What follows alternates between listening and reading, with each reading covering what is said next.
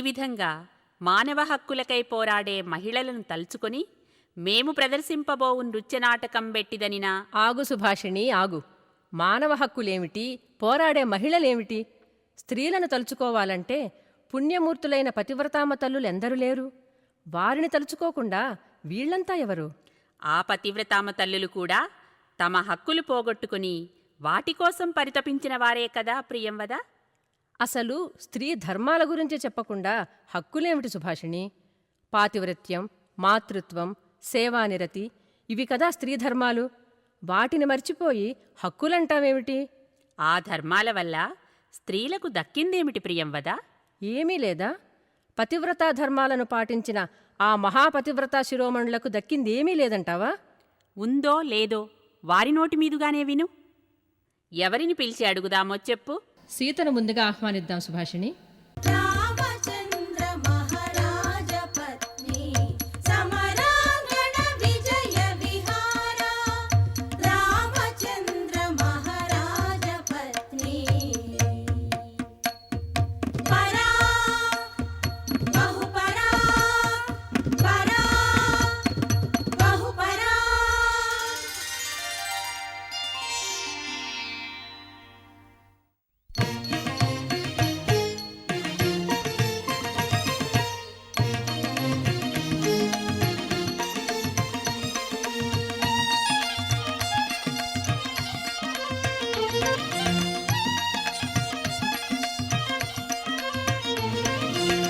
సీతను నేను, భూమిపుత్రిని నేను, వనవాస ప్రియను, శాంతి ప్రియను.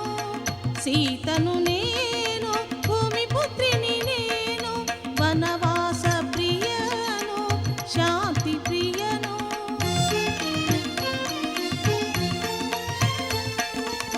వలదు వలదు నా కాబిరుదులు, వలదు వలదు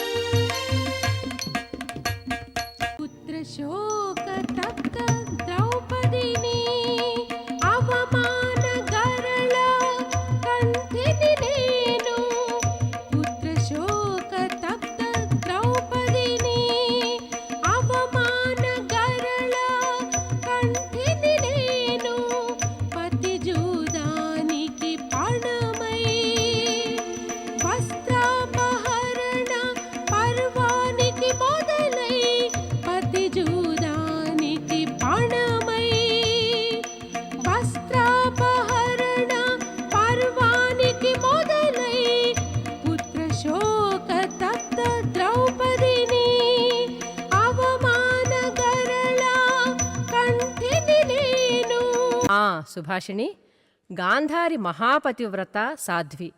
తన భర్త ధృతరాష్ట్రుడికి కళ్ళు లేవని తను కూడా కళ్లకు గంతలు కట్టుకుని గుడ్డిదైపోయింది. ఆమె నీలాంటి వాళ్ల నోరు మూయించగలదు, స్త్రీధర్మాన్ని నీకు చెప్పగలదు. అలాగే గాంధారినే పిలిచి ఆమె ఏమంటుందో విందాం. అదుగో గాంధారి, ఆమెకింకా వివాహం కాలేదు. గాంధారదేశపు వనాల్లో సంచరిస్తున్న ఆ మనోహరిని చూడు.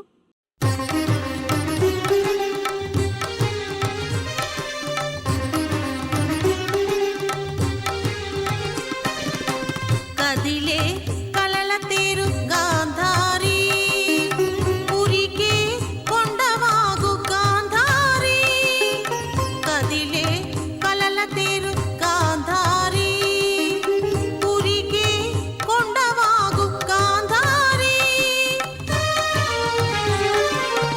విరిసే వయసున స్వప్నాలు వికసించే ఆశల కుసుమాలు విరిసే వయసున స్వప్నాలు వికసించే ఆశల కుసుమాలు పరుడెవరో నన్ను మురిపెకు తలపులతో చెలరేగే కోర్కెల తాపాలు పరుడెవరో నన్ను మురిపెకు తలపులతో చెలరేగే కోర్కెల తాపాలు గురురాజు ధృతరాష్ట్రుని నీ పతిగా నిర్ణయించినాడమ్మా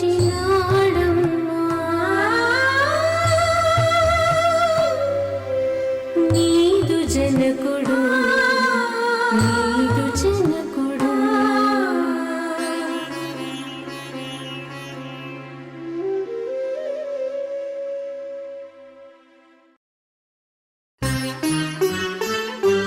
చలి పలుకులు శరాఘాతములై సోకగా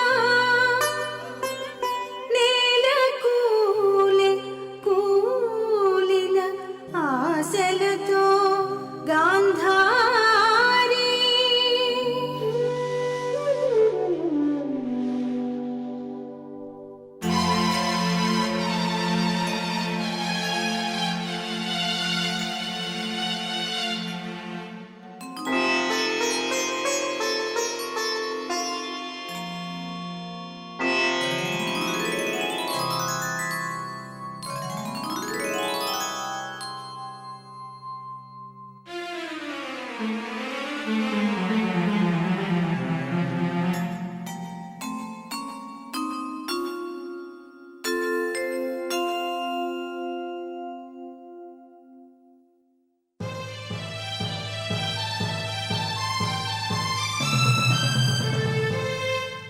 చెల్లి ఏమిటి ఈ పని?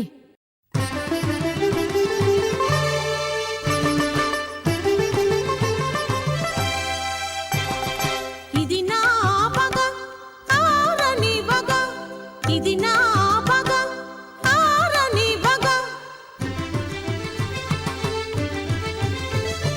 సర్వ ప్రపంచానికిదే తిరస్కారం నాపైనే తీర్చుకొని ప్రతీకారం సర్వ ప్రపంచానికిదే తిరస్కారం నాపైనే తీర్చుకొని ప్రతీకారం ఇది నా పగ ఆరని వగ ఇది నా పగ ఆరని వగ ఇందుకా గాంధారి కోరి అంధత్వాన్ని వరించింది? ఆమె మనసులో ఇంత కోపం ఉందా?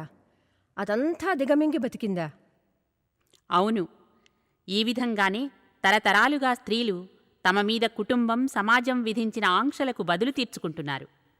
ఇంకెవరి అంతరంగాన్నైనా ఆవిష్కరించాలనుకుంటున్నావా ప్రియంవద? నాకు ఊర్మిళ మనసు తెరచి చూడాలని ఉంది సుభాషిణి. భర్త లక్ష్మణస్వామి అన్న శ్రీరామచంద్రుని సేవకై అడవులకు వెళ్తే పతిలేని ప్రపంచం తనకు వద్దని అంతఃపుర సుఖాలకు దూరంగా నిద్రలో 14 సంవత్సరాలు గడిపిన మహాపతివ్రత ఆమె. అలాగే అదుగో ఊర్మిళ, ఆమె మనస్సు ఆలపించే సత్య సంగీతాన్ని విను.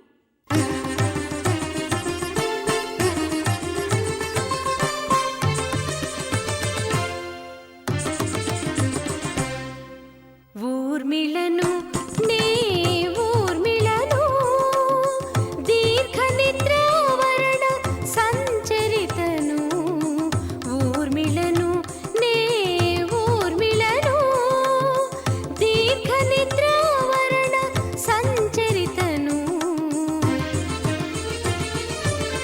శోక సముద్ర నిర్నిద్ర వాచాంతరంగను శోక సముద్ర నిర్నిద్ర వాచాంతరంగను ఊర్మిళను నే ఊర్మిళను ఊర్మిళను నే ఊర్మిళను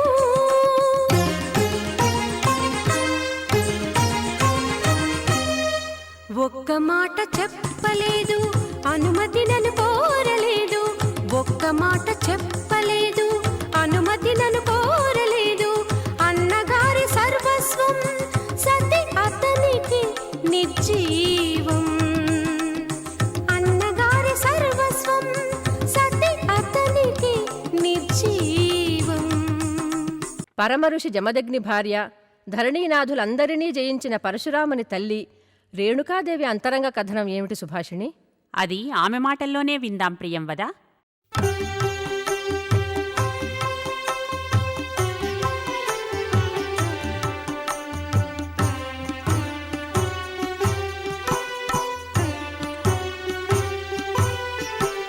నిష్ఠాగరిష్ట తపోగర్విత జమదగ్ని సతి రేణుకను విజిత సకల రాజేంద్ర ప్రతాప పరశురామ జననీ రేణుకను మూర్తిభూత ప్రతిభా సాధన ఏకాగ్రత రూపిణి రేణుకను సైకత రేణు సమూహ నిర్మిత కుంభధారిణిని రేణుకను సైకత రేణు సమూహ నిర్మిత కుంభధారిణిని రేణుకను.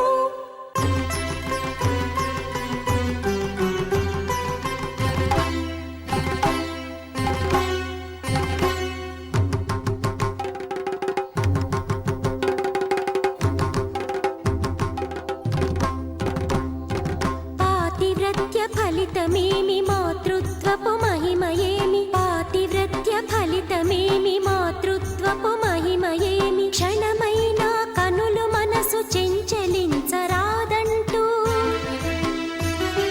క్షణమైన కనులు మనసు చెంచలించరాదంటూ తండ్రి ఆజ్ఞ ఇచ్చినాడు. కొడుకు శిరసు నరికినాడు. తండ్రి ఆజ్ఞ ఇచ్చినాడు, కొడుకు శిరసు నరికినాడు. పాతివ్రత్య ఫలితమిది, మాతృత్వపు మహిమ ఇది. శిక్ష వేసి భిక్షగా ప్రాణం ఒసగిన జీవించే ఇచ్చలేదు. సేవించే మనసు లేదు. శిక్ష వేసి భిక్షగా